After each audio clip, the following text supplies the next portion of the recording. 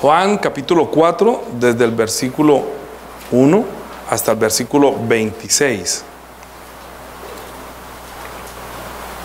Todos vamos a leer. Cuando pues el Señor entendió que los fariseos habían oído decir: Jesús hace y bautiza más discípulos que Juan, aunque Jesús no bautizaba sino sus discípulos, salió de Judea y se fue otra vez a Galilea, y le era necesario pasar por Samaria. Vino pues a una ciudad de Samaria llamada Sicar, junto a la heredad que Jacob dio a su hijo José. Y estaba allí el pozo de Jacob. Entonces Jesús, cansado del camino, se sentó así junto al pozo. Era como la hora sexta. Vino una mujer de Samaria a sacar agua, y Jesús le dijo: dame de beber. Pues sus discípulos se habían ido a la ciudad a comprar de comer. La mujer samaritana le dijo: ¿cómo tú, siendo judío, me pides a mí de beber, que soy mujer samaritana? Porque judíos y samaritanos no se tratan entre sí. Respondió Jesús y le dijo: si conocieras el don de Dios y quién es el que te dice dame de beber, y tú le pedirías y él te daría agua viva. La mujer le dijo: Señor, no tienes con qué sacarla y el pozo es hondo. ¿De dónde pues tienes agua viva? ¿Acaso eres tú mayor que nuestro padre Jacob, que nos dio este pozo, del cual bebieron él, sus hijos y sus ganados? Respondió Jesús y le dijo: cualquiera que bebiere de esta agua volverá a tener sed. Mas el que bebiere del agua que yo le daré no tendrá sed jamás, sino que el agua que yo le daré será en él fuente de agua que salte para vida eterna. La mujer le dijo: Señor, dame a beber esa agua para que no tenga yo sed, ni venga aquí a sacarla. Jesús le dijo: ve, llama a tu marido y ven acá. Respondió la mujer y dijo: no tengo marido. Jesús le dijo: bien has dicho, no tengo marido, porque 5 maridos has tenido y el que ahora tienes no es tu marido. Esto has dicho con verdad. Le dijo la mujer: Señor, me parece que tú eres profeta. Nuestros padres adoraron en este monte y vosotros decís que es en Jerusalén el lugar donde se debe adorar. Jesús le dijo: mujer, créeme, que la hora viene cuando ni en este monte ni en Jerusalén adoraréis al Padre. Vosotros adoráis lo que no sabéis y nosotros adoramos lo que sabemos, porque la salvación viene de los judíos. Mas la hora viene, y ahora es, cuando los verdaderos adoradores adorarán al Padre en espíritu y en verdad, porque también el Padre tales adoradores busca que le adoren. Dios es espíritu, y los que adoran en espíritu y en verdad es necesario que lo adoren. Le dijo la mujer: sé que ha de venir el Mesías, llamado el Cristo. Cuando Él venga nos declarará todas las cosas. Jesús le dijo: yo soy el que habla contigo. Amén. Es que este tema de la mujer samaritana se han dado muchas prédicas. Mucha gente ha hablado es de la mujer samaritana, que si era prostituta, que era la hora sexta, que tenía sed, que eso no tiene nada que ver. Inclusive la mujer no era prostituta por haber tenido 6 maridos. Se había casado para cumplir la ley. El hecho de que ¿se acuerdan que Jesús dijo una vez que una mujer había tenido marido y se murió? Entonces le preguntaron: ¿de cuál va a ser si este se ha casado con 6? Entonces en la resurrección, ¿de quién será?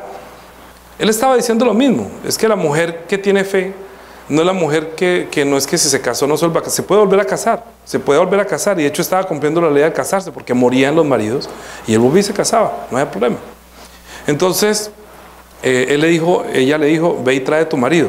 Entonces ella le dijo: no tengo marido, y el que ahora tengo no es tu marido, es verdad. Entonces me parece que tú eres profeta.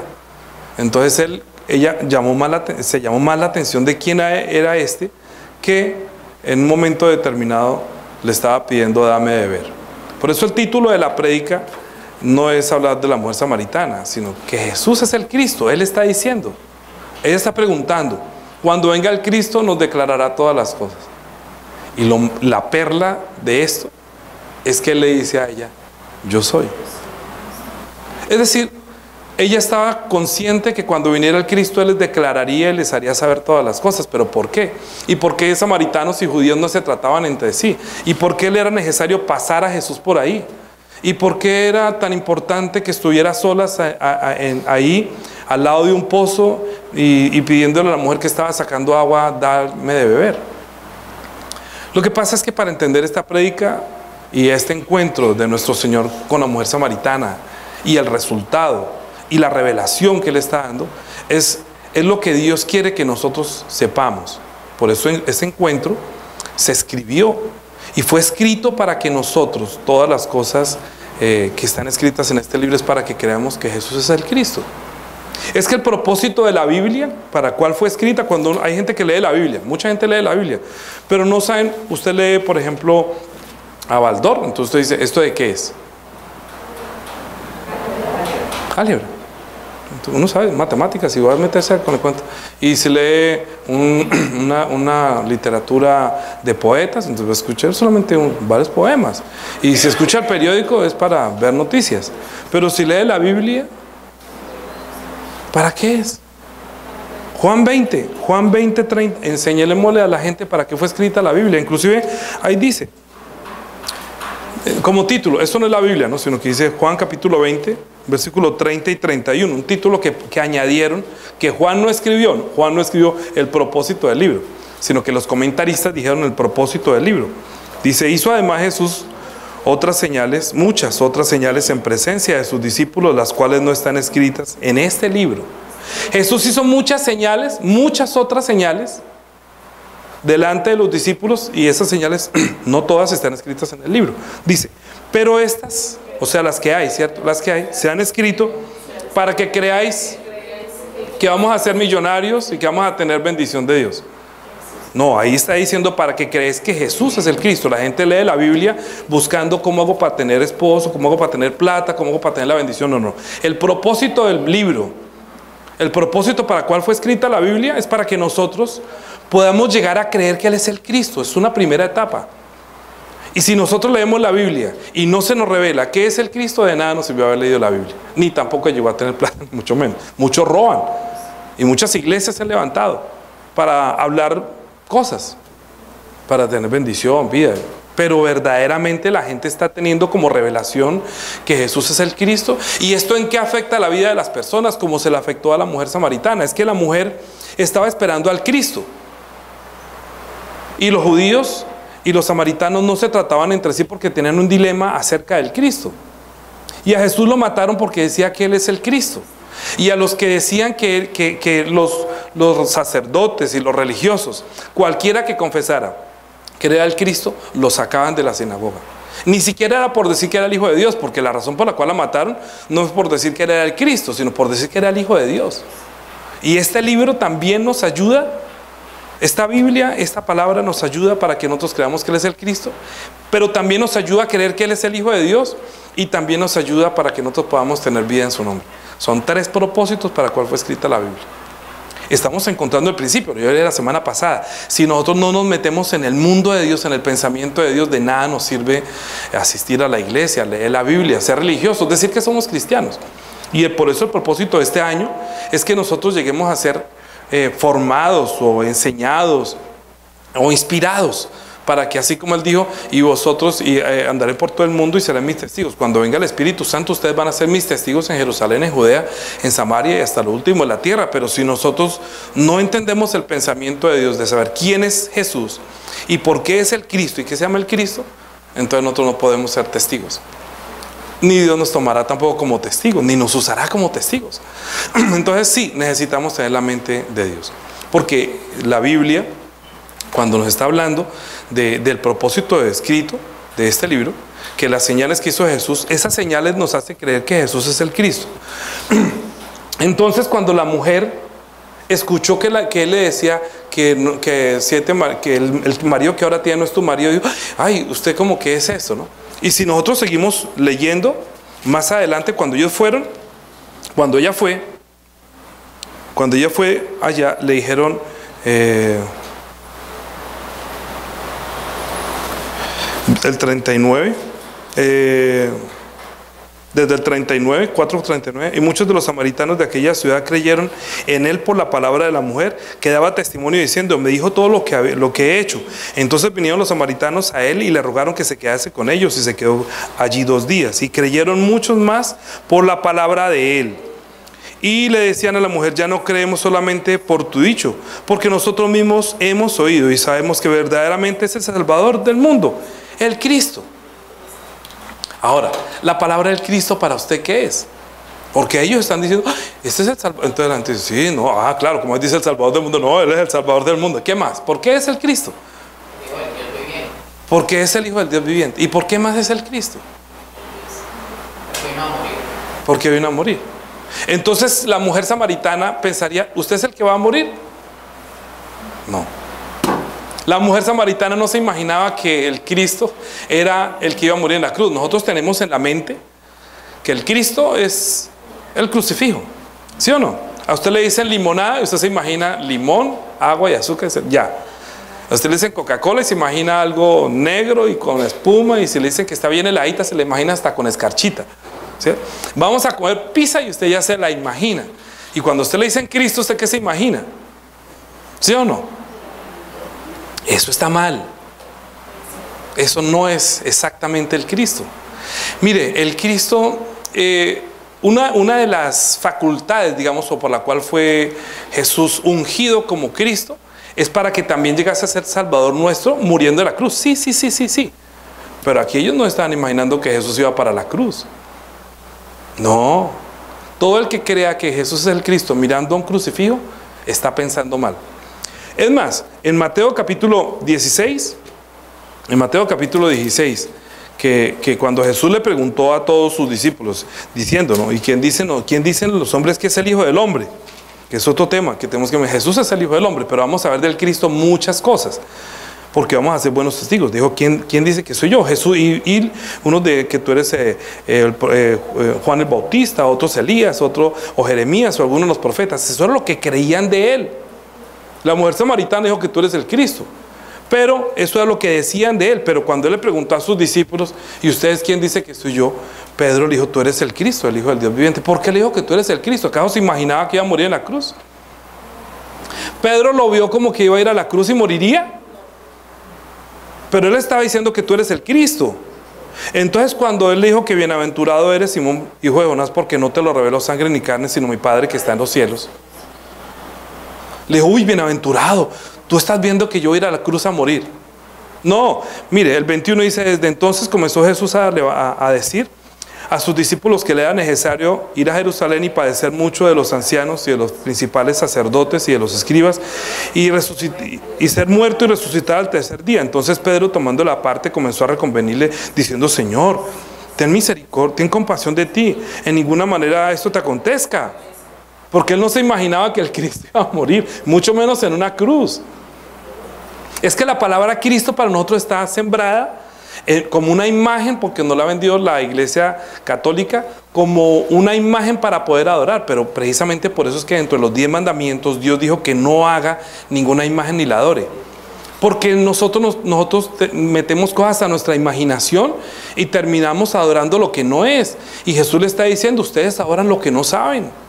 Y el Padre quiere que lo adoren en espíritu y en verdad, no a través de una imagen. Y si nosotros hoy en día pensamos que el Cristo es el crucifijo, nosotros estamos peor que los mismos judíos, porque estamos teniendo una imagen de Cristo que no es la real, ¿sí?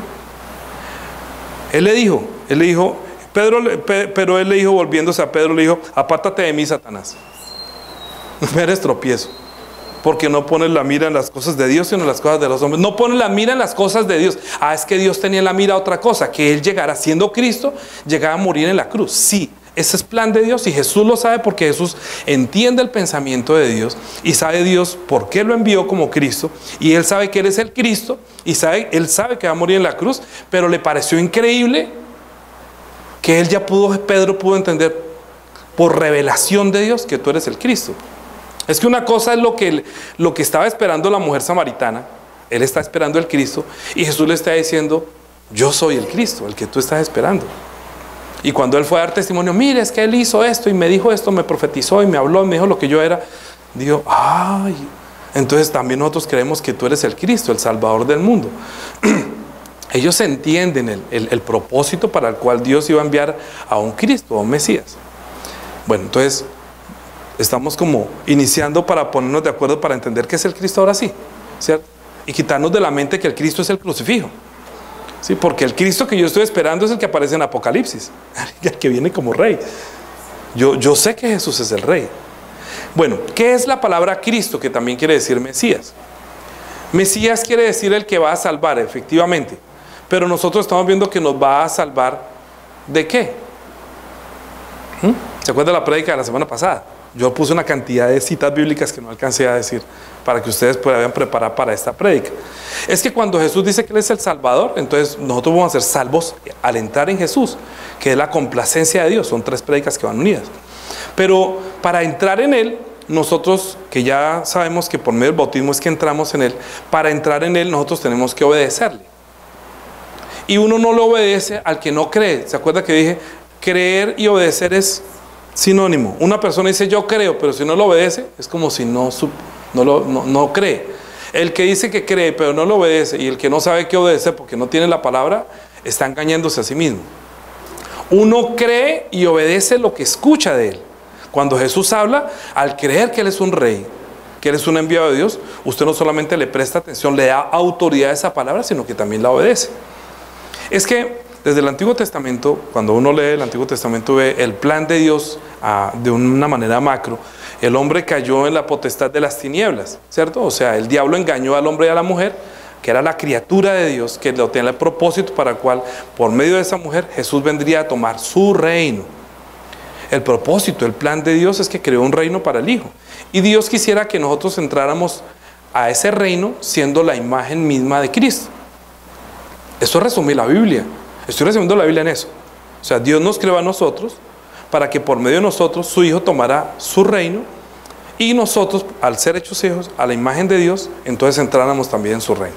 Pero el hombre fue engañado por la serpiente que estuvo en ese reino, en el mundo espiritual. El Señor expulsó por medio de los ángeles que tienen la autoridad de Miguel y sus ángeles, lo echaron fuera y lo encerraron acá. Estando Él acá, nos creó a nosotros, y el plan de Dios es que nosotros permaneciéramos, pero no permaneció ahorita el hombre. Dios quiere rescatar a su criatura, y para rescatarla tiene que enviar a uno que tenga una autoridad superior a la de ese que engañó, a ese ángel que engañó al hombre y a la mujer. Es sencillo. La Biblia es sencilla. El Evangelio es sencillo. Nosotros lo hacemos complicado. Lo que Dios quiere sencillamente es sacarnos de la potestad de las tinieblas, que quedamos prisioneros, que por haber obedecido el padre Adán, ¿sí? O sea, el primer hombre que tenía espíritu, al obedecer a la serpiente, haber sido engañado, entonces el hombre se desvió y se perdió. Ahora Dios ha querido volver a reunir. Entonces comenzó a partir de mostrar la salvación a través de Noé, que era un arca, a través de Abraham, que era tendiendo un llamado. Tercero, diciendo que a través de uno que se cambiaría como un cordero por el pecador, que lo hizo en el monte, que ya también hicimos la prédica. Pero nosotros no podríamos llegar a creer ni obedecerle al Cristo. ¿Qué es lo que Dios quiere? ¿Que tengamos un Salvador, o quiere que le reconozcamos el Cristo?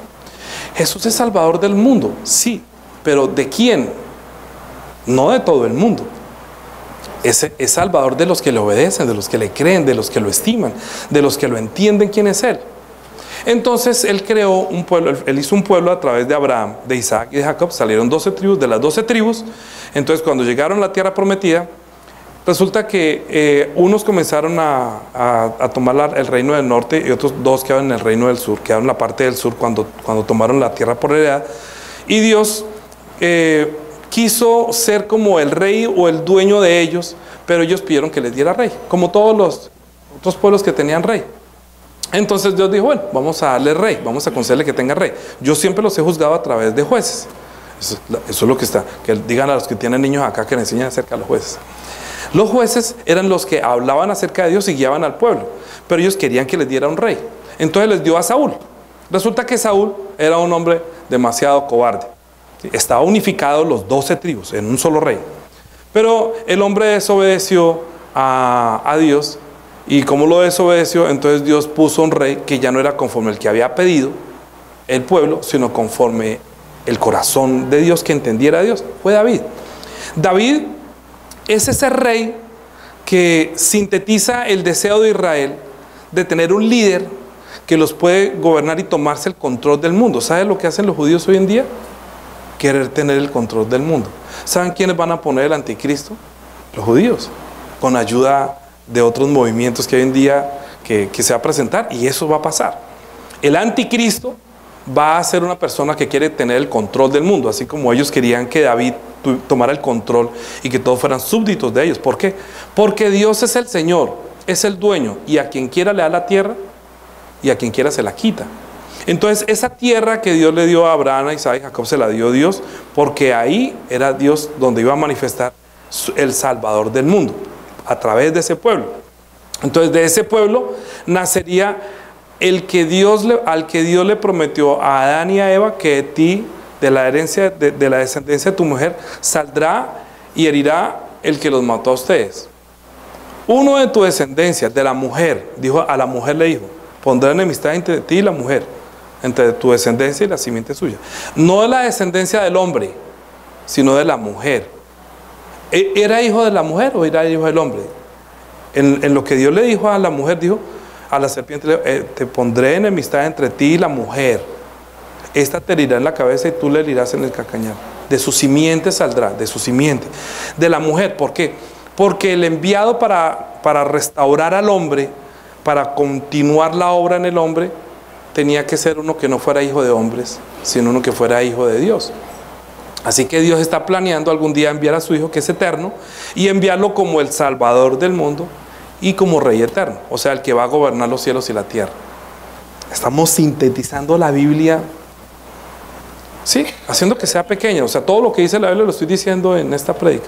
La Biblia habla de ese tema, que Dios va a enviar a su Hijo como Rey que le prometió a Adán y a Eva, pero entonces para que llegue ese que va a aplastar la cabeza de la serpiente, nosotros tendremos que reconocer que Él es el Rey, que Él es el que viene como Rey, que un rey puede destruir a otro rey. ¿Se acuerda que hay guerras de reyes y reyes? El rey del norte con el... Entonces, bueno, Dios permitió que Israel tuviera un rey, pero Dios quería ser su rey. O sea, entonces como ellos pidieron rey, les dio a Saúl, y luego Dios ungió como su rey, que tiene el corazón como el de él, a David.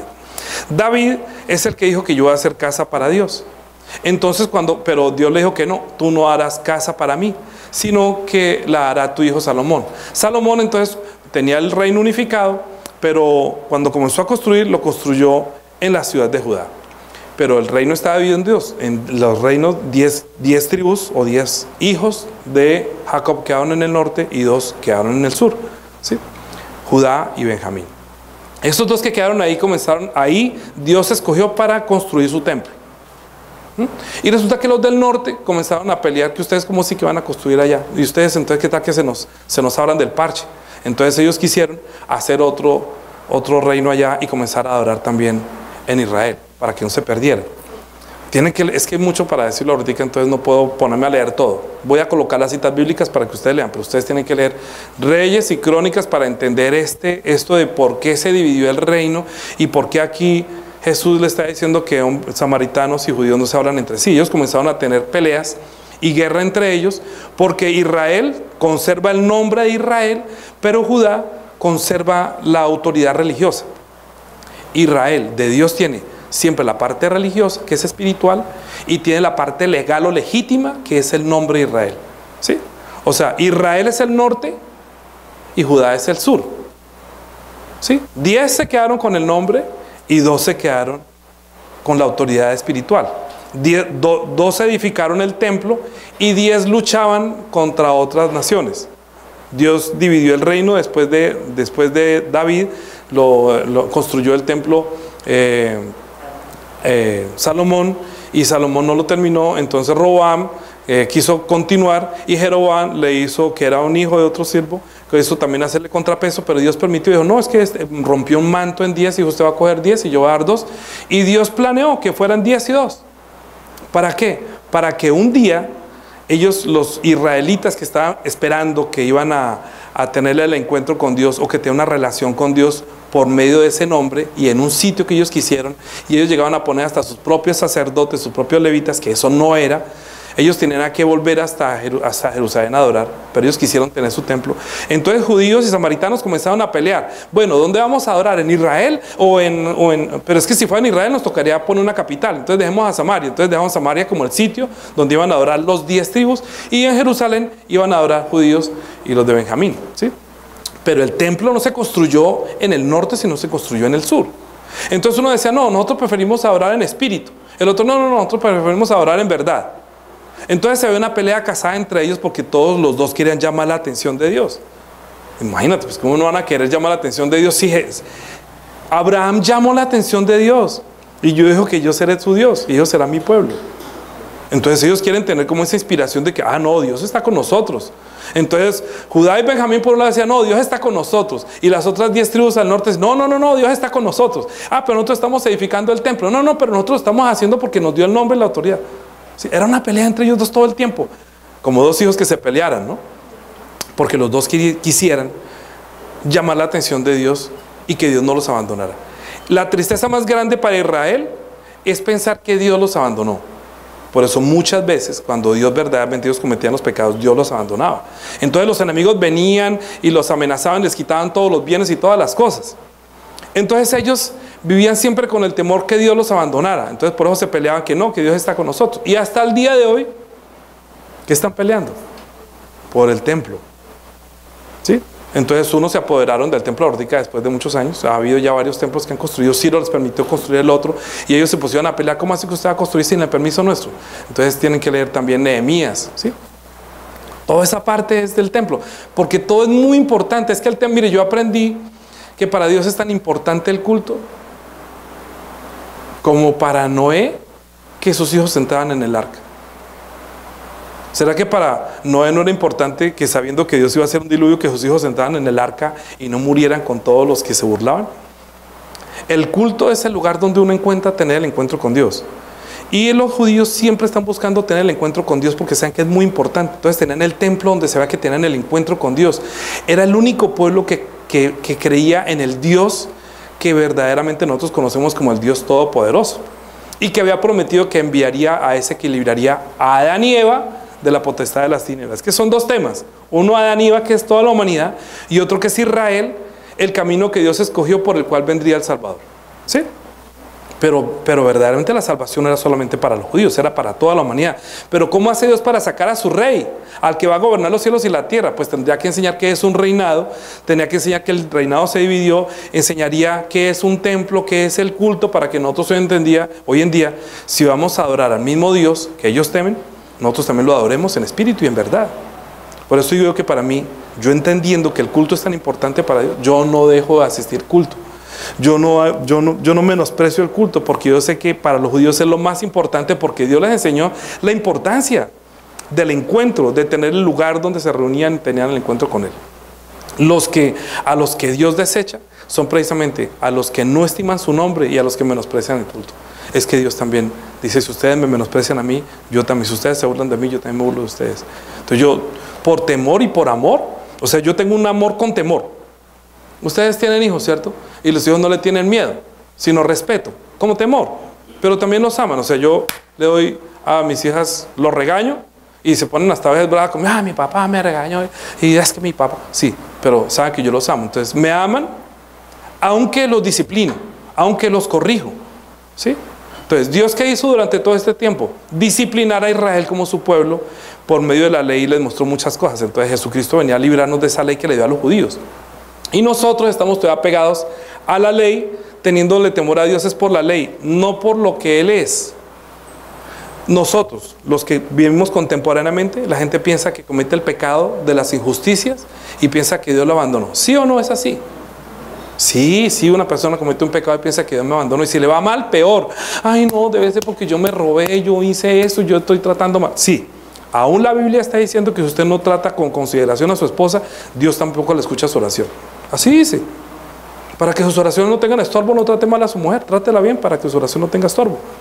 Entonces uno, ay, Juanita, no, tranquila, mi amor, porque yo quiero que mi oración sea escuchada, es que Él dice. Entonces yo no menosprecio, porque la palabra de Dios es muy verdadera. Así que cuando yo temo a Dios, lo hago es por el respeto, no por el miedo de ir al infierno. ¿Sí? O sea, yo no quisiera que Dios me volteara, no voy a perder mi salvación, entre comillas, pero Él no podría responder mi oración porque yo tampoco estoy haciendo para que Él responda mis oraciones. Perdónanos como también nosotros perdonamos. Tú nos perdonas, entonces nosotros vamos a perdonar como tú nos perdonas. Todo lo aprendemos de Jesús, ¿cierto? ¿A qué voy con todo esto? ¿Que nosotros estábamos esperando a un Cristo? No. Nosotros los gentiles no estábamos esperando a un Cristo. El único que estaba esperando a un Cristo era Israel, o sea, un rey que en esa división de quién llama la atención de Dios, en esa división entre a quién llama la atención, apareció Jesús en ese pozo, en ese lugar de Samaria, para terminar ese problema que había entre los dos, si la adoración era allí o la adoración era acá. ¿Y qué le dijo Jesús? Que ¿dónde van a tener el encuentro? ¿Dónde se va a adorar? ¿En Jerusalén? ¿Dijo que en Jerusalén? No. ¿En Samaria? No. ¿Dónde va a ser que lo van a adorar? En espíritu y en verdad. Él solucionó ese problema. El rey, a quien Dios ungió como rey, bueno, Mesías y Cristo quiere decir, en un primer nivel, una misma cosa.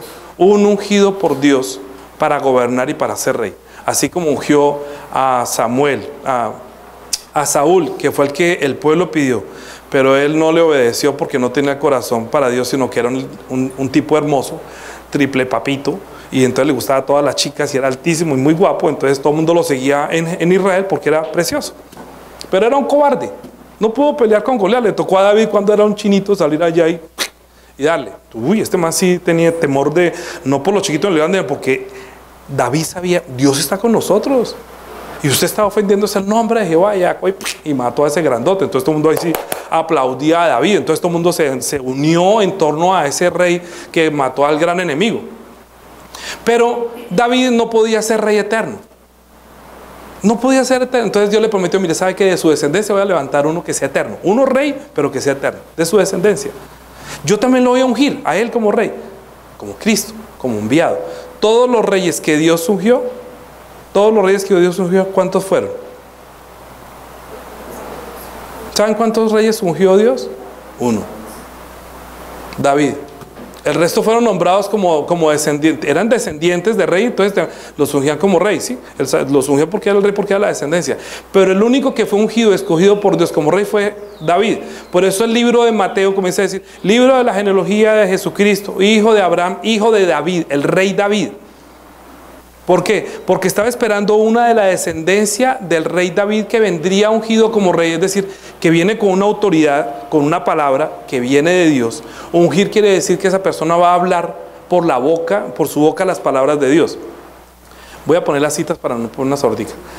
Pero cuando fue elegido Saúl, él también fue conmovido por el Espíritu Santo y él comenzó a profetizar, comenzó a hablar las cosas. Entonces, uy, ¿cómo así que Saúl con los profetas? ¿Es que también es profeta? Es que rey quiere decir profeta, ungido quiere decir profeta, o Mesías quiere decir profeta. Profeta quiere decir es que va a hablar la palabra de Dios, o va a ser conmovido para hablar la palabra de Dios, ¿sí? Entonces, ese rey ungido tenía la potestad de hablar la palabra de Dios. Eso hizo Saúl. Y eso hizo David. David por eso escribió en todos los salmos, porque era un ungido que tuvo la inspiración. ¿Acaso hay salmos de Saúl? No. ¿O de cualquiera otro rey? No, hubo otros salmos, pero no eran de este mismo David, rey David. Porque David fue el ungido de Dios, que fue conmovido por Dios, que tenía el corazón de Dios. Y estos judíos están esperando a ese de la descendencia que viene de David para ser un rey eterno y que lo librará, los judíos, que lo librará de los enemigos de este mundo. ¿Sí? Pero Dios estaba pensando en un enemigo mucho más grande, que es el que mató a Adán y Eva, le quitó la vida y solamente le dejó la vida de la carne. Como solamente tiene la vida de la carne, la vida es temporal, por eso David es un rey temporal. Pero Dios lo que está pensando es un rey eterno para que tengan hijos eternos, para que también reinen eternamente. ¿Sí? O sea, cuando nosotros llegamos a creer que Jesús es el Cristo, es el Hijo de Dios, podremos llegar a tener vida en su nombre como príncipes también, como reyes, entre comillas, como ungidos. ¿Cuándo somos ungidos nosotros? Como fue ungido Jesucristo. Jesucristo no vino Samuel a ungirlo, no fue Juan el Bautista quien lo ungió. Lo ungió quiere decir es que llegó el Espíritu Santo y él comenzó a hablar las maravillas de Dios. ¿Sí? Como Jesús es el que es enviado como rey, que viene enviado a dar la palabra de Dios, es el que puede profetizar también de parte de Dios. Por eso le está diciendo, es que yo creo que tú eres profeta. ¿Por qué? Profeta quiere decir que habla la palabra de Dios. Cuando usted habla la palabra de Dios, ¿qué está haciendo? Está profetizando. Cuando usted lee 1 Corintios y está hablando de que nosotros profetizamos, está hablando es que nosotros también por el Espíritu Santo comenzamos a hablar la palabra de Dios o los designios de Dios. Este rey, este Cristo, que es Jesús, que le está diciendo a la mujer samaritana le dijo, cuando venga el Cristo, Él nos declarará todas las cosas. Él vino y declaró todas las cosas, efectivamente. Lo persiguieron por decir que era el Cristo, que era el ungido, es decir, el que va a unir al pueblo y lo va a salvar. Pero como ellos no quisieron, y nosotros sí, por eso menos mal Cristo murió fuera de Jerusalén. ¿Para qué? Para morir para todo el mundo como Salvador, porque el Cristo, una de las potestades es darnos vida, liberarnos. La única forma de librarnos de un rey, ganarle a otro rey, es venciéndolo. Y la potestad que tenía el diablo era la de muerte, es el rey. El rey que gobierna este mundo es Satanás. ¿Qué tenía él? La autoridad de la muerte. Como tenía la autoridad de la muerte, entonces se la pasa asustando a todo el mundo, lo voy a matar, usted se va a ir para el infierno, lo va a matar, usted se va a ir para el infierno.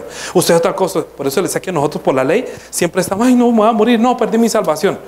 Cuando piensan tan bajito me da tristeza, a mí me da tristeza que la gente solamente piense en salvación. Cuando piensa en salvación digo, tan pobrecito.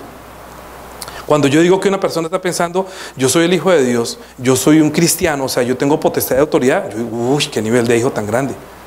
Pero, ay, ¿será que pierdo mi salvación? Y pastor, si yo tomo trago, ¿será que pierdo mi salvación? Uy, ¿qué nivel tan bajito? ¿De dónde vienes? ¿Sí? ¿Por qué solamente piensa en perder la salvación? Yo nunca estoy pensando en perder la salvación.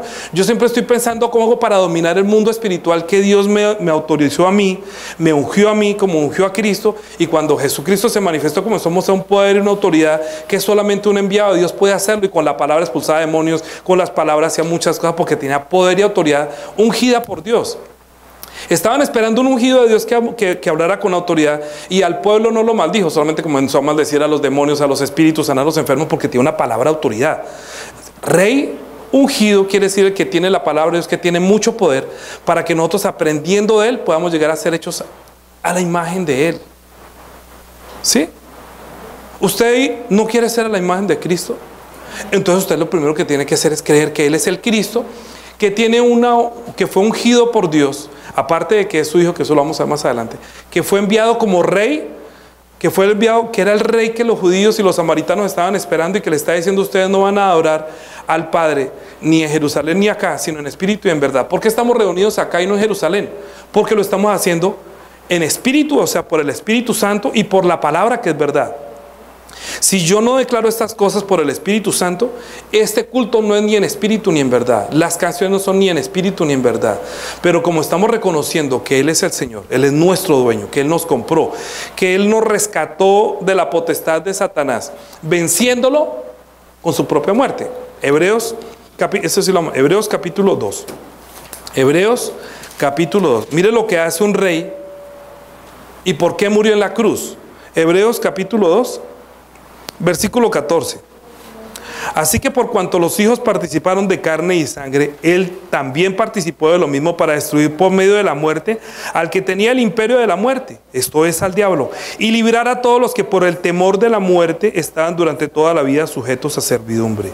Porque ciertamente no socorrió a los ángeles, sino socorrió a la descendencia de Abraham. ¿Entiende? ¿Sí?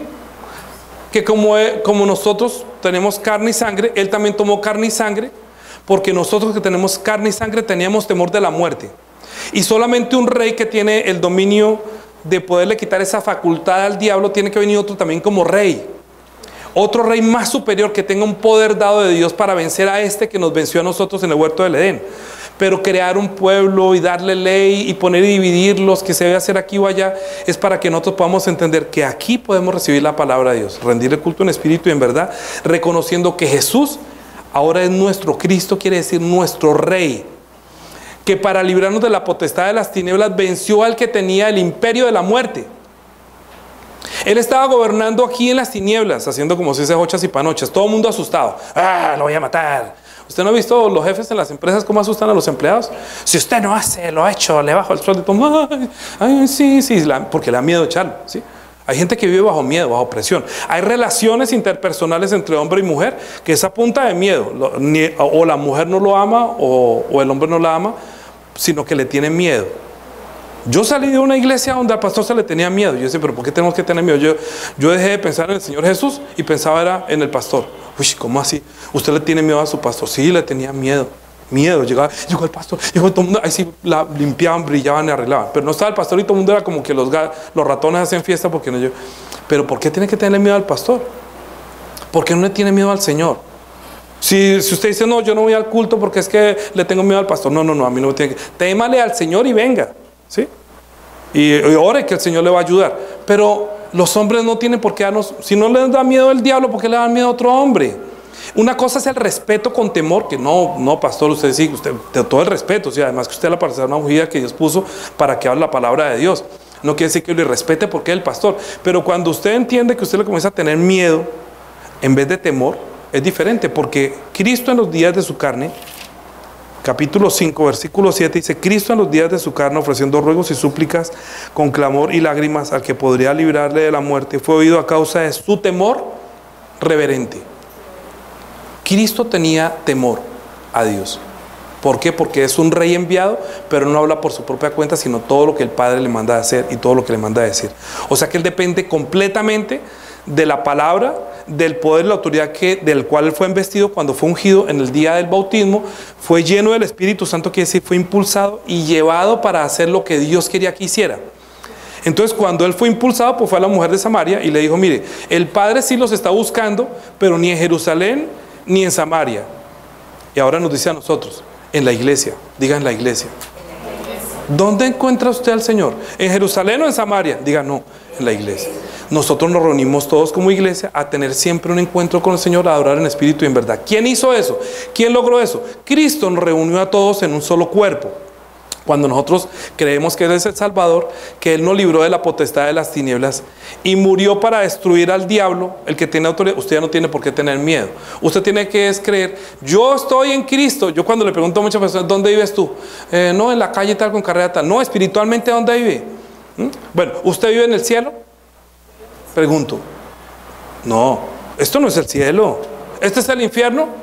No. ¿Paraíso? No. Entonces, ¿dónde estamos?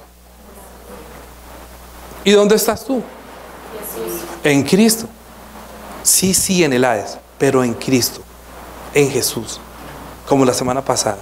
Usted puede estar en el Hades, aunque ande en valle de sombra y de muerte, no temeré mal alguno. Yo les dije, lean el Salmo 91. El que habita al abrigo del Altísimo morará bajo la sombra del Omnipotente. Iré yo a Jehová, esperanza mía, castillo mío, mi Dios en quien confiaré. Estamos como en un castillo metidos cuando nos bautizamos y creemos en Cristo. Pero si una persona no cree que Jesús es su rey a quien va a obedecer, ¿cómo va a bautizarse? Una persona no se bautiza porque no cree que le puede obedecer. Adán desobedeció y se perdió. Y ahorita Jesús está diciendo: mire, yo soy el rey, yo soy el que lo libré de la muerte. Solamente crea en mí y bautícese en mi nombre y usted será librado de la potestad de las tinieblas. Y usted será trasladado a mi reino. Usted entrará a reinar conmigo, a gobernar conmigo como Cristo. Usted vio lo que yo hacía, usted también lo puede hacer. Y cosas mayores puede hacer, porque yo voy al Padre. Pero nosotros tenemos una mente tan débil para entender que nos da miedo hasta expulsar demonios. Usted no ha visto personas cuando va a expulsar demonios: ay, no, aquí no, qué miedo, ¿qué van a hacer los demonios? Ay, en esa iglesia echan demonios, uy, qué susto. No, porque va a hablar de miedo. Ellos nos tienen miedo a nosotros. El diablo nos debe tener miedo a nosotros, pero todo el mundo le tiene miedo al diablo porque usted robó. Ay, no, me voy. No, pídale perdón al Señor. Primera de Juan está diciendo: si usted se arrepiente, pues la sangre de Jesucristo está dispuesta para limpiarlo de todo peligro. Pero si usted se muere todavía pensando, teniéndole miedo al diablo, que dice que usted todavía no fue librado de la potestad de las tinieblas. Ustedes no hubieran sido trasladados al reino de su amado Hijo si ustedes no dicen que son. ¿Por qué dicen que son cristianos? A ver, ¿ustedes son cristianos? Ay, los que dijeron sí, buena noticia. Cristiano quiere decir ungidos de Dios para gobernar el cielo y la tierra cuando Él venga por segunda vez. Cuando Jesucristo vino, mostró fue ese poder y esa autoridad que tenía, que los demonios le reconocieron: tú eres el Cristo. Pedro dijo: tú eres el Cristo. La mujer samaritana le reveló: tú eres el Cristo. Los sacerdotes le dijo: si tú eres el Cristo, dínoslo. Y él dijo: tú lo has dicho, yo soy el Cristo, yo para esto nací, para ser el rey, el que los va a gobernar. Cuando fue mandado a predicar, dijo: vayan y digan que el reino de los cielos se ha acercado. Y cuando resucitó de los muertos, dijo: vayan y digan que todo poder y autoridad me ha sido dada. Porque nosotros tenemos que pensar en Jesucristo no como el que está muerto, sino como el que viene por segunda vez a gobernar los cielos y la tierra. Porque eso fue lo que se nos dijo. Jesús es el Cristo, Él es el Rey. Jesús es el Cristo, Él es el Rey. Ahora diga, Jesús es mi Rey. Jesús es mi Rey. O sea, Jesús es mi Señor, es mi dueño. Me compró en la cruz del Calvario, me compró a precio de su sangre. Usted y yo le pertenecemos porque Él pagó un precio en la sangre. Entonces uno cuando ve la cruz dice, ay, Señor, gracias. A mí solamente me debe recordar, ay, gracias por esa sangre, Señor, gracias.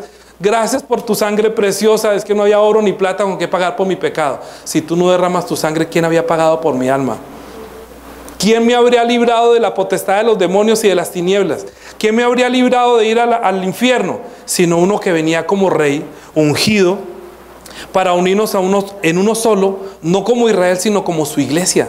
Y reunirnos aquí cada principio de la semana, cada primer día de la semana. ¿A qué hora?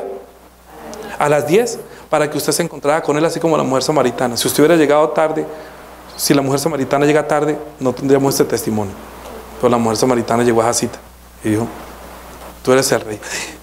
Él llegaba a mediodía, pero él sabía, a mediodía esa mujer viene, porque le daba, que la han fregado toda la vida, que se ha casado 7 veces y el marido que tiene también será que le va a morir. Los ha matado a todos. ¿Usted no le ha pasado que dice, otro? ¿Si otra vez se va a casar? Sí, si le tiene envidia, pues cásese usted también 10, no friegue, no moleste, deje que se case, que sea feliz. La Biblia dice, y si se separa, pues si en vez de estarse consumiendo, pues tenga su propio marido, cásese, deje la envidia. Ay, todo el mundo viene a acusar a la iglesia, si se casa, si no se casa, y se paró. Yo no vengo aquí a decir nada de esas cosas. Yo vengo a enseñar que Jesús es el Cristo, es el Salvador. Usted tiene que gobernar con Él. Una cosa es que sea un adúltero, que eso sí ya es un pecado de la conducta, que va a ver que va a tener una retribución aquí muy fea. Si el adúltero, es que Dios dio la ley no pasa, no caduca. Es un problema del mundo y va a causar un efecto en la carne, en su vida de la carne. Si robas, si matas, sí. No se va al infierno, pero va a tener problemas. Téngalo por seguro. Pero si cumple la ley y fuera eso tiene fe, ay hermano, usted va en primera clase al reino diciendo que soy un hijo de Dios y Dios le va a mostrar todo el poder y toda la autoridad, porque Él dijo, ustedes mayores cosas sabrán que las que yo hago. Si yo soy el Cristo, ustedes son cristianos, o sea, ungidos, para que hablen las maravillas de Dios, para que expulsen los demonios, para que no se dejen gobernar de las tinieblas. Jesús es el Cristo, Jesús es mi Señor, Jesús es mi Cristo, Jesús es mi Señor. Jesús es mi Cristo. Jesús es mi Señor. Bueno, Jesús es mi Señor. Es mi Cristo. ¿Verdad? Jesús es mi Señor. Jesús es mi Cristo. Ah, ustedes a veces a ver si lo escucho a usted. Jesús es mi Señor. Aquí se escucha, escucharon. Yo a usted no lo escucho, ahí se escucha. Alexandra está diciendo y Martica, ¿cierto? Aquí no escucho nada. Jesús es mi Señor. Jesús es mi Cristo. Jesús es mi Rey, mi Rey. Mi Rey, yo a Él tengo que obedecer. Jesús es mi Rey, yo le voy a obedecer. Jesús es mi Rey, yo le voy a obedecer. Sí, no saca usted diciendo que es su Cristo, su Rey, y usted no lo obedece. Tiene que obedecerlo. Y para obedecerlo, y Él quiere que lo obedezca, es para que usted sea formado a su imagen, a su semejanza, para que usted tenga poder y autoridad como lo vio en Él. Por eso cuando nosotros decimos Jesús es el Cristo, es como decir mi hermano mayor que nos enseñó cómo ser libre del que nos tenía acusados por la ley. Ya murió, ya pagó por nosotros, ya nos libró, ya nos bautizamos, ya vimos en Él. Ahorita estamos siendo cristianos, o sea, ungidos de Dios para llevar estas buenas nuevas a otras personas. Amén. Vamos a orar por nuestro espíritu para que tenga esa fe de creer que Jesús es el Cristo, o sea, es mi Rey, es mi Señor, a quien yo voy a obedecer. Y si yo le obedezco a Él, ahí viene quién va a obedecer. Hasta los demonios reconocerán la autoridad que Dios le va a dar a usted. Y usted puede decir fuera demonio, y los demonios se van. Porque esa misma autoridad que usted le reconoce a Él, Él también le va a reconocer a usted. Amén. Amén. Oremos por nuestro espíritu para que tengamos una fe grande. Padre Dios, te damos gracias por darnos a Cristo, a nuestro Rey, a nuestro Señor, que nos libró de la potestad de las tinieblas para trasladarnos al reino de tu amado Hijo. Gracias porque tú también, cuando hemos creído después de bautizarnos en agua, fue tu sangre, Señor, el precio que se pagó por el rescate de nuestro espíritu, para que nosotros fuéramos librados de la potestad de las tinieblas, de la potestad del reino de la muerte, y trasladarnos al reino de vida, al reino de tu amado Hijo. Y nos has ungido con el Espíritu Santo para que también seamos cristianos, creyentes, que creemos y obedecemos a la palabra de nuestro Señor. Si nosotros no lo obedecemos, no seremos cristianos. Guíanos por el Espíritu Santo para que entendamos que todas las señales que Jesús hizo, que fueron escritas son para que creamos que Él es el Cristo, es nuestro Rey, es nuestro Señor, nuestro dueño, nuestro amo, a quien nosotros debemos obedecer en todo. Bendícenos, por favor. Ayúdanos para que esta experiencia sea verdadera y sea preciosa para nuestro espíritu. Y tú tomes nuestra fe también con mucho aprecio. Ayúdanos, que queremos llamar tu atención. Amén.